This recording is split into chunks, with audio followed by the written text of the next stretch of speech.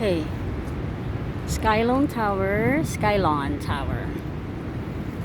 Yan. Kakain kami dyan. Pero dito na muna tayo sa view ng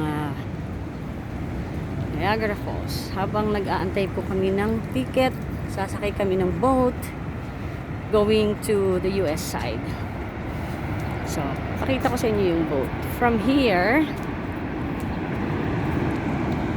yan, bababa kami dyan.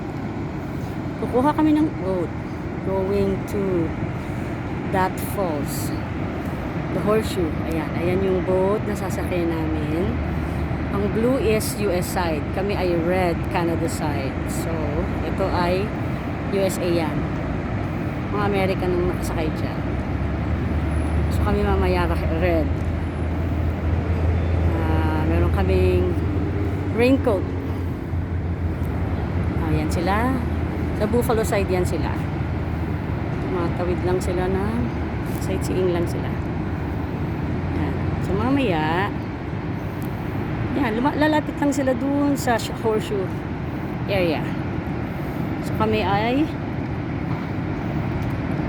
hindi pa bukas eh. Naantay pa lang namin yung aming boat. Yan. US yan kasi blue. Blue raincoat. May color coding. 30 minutes yata yan or 20. Saan ba? Sana si boat? Sana? Wala na.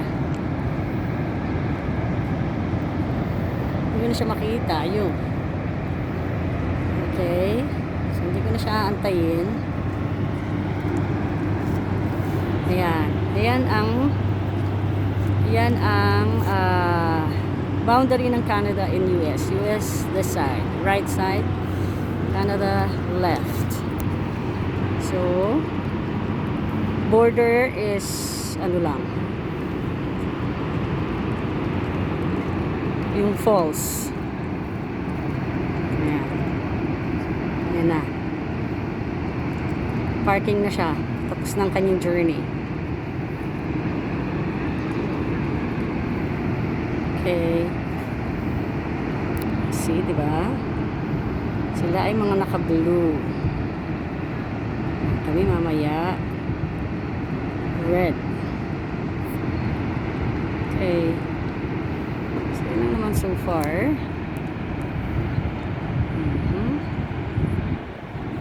Yan. Ako'y nakatalaga dito ng 1 taon. Ako'y nagtrabaho dito. Araw-araw ko nakikita ang falls. Hindi man na ma-appreciate. Pero once na turista ka lang, you appreciate it a lot. Dito ka residente ka, wala na. Sawa ka na dyan. Alright. So guys, yun lang naman.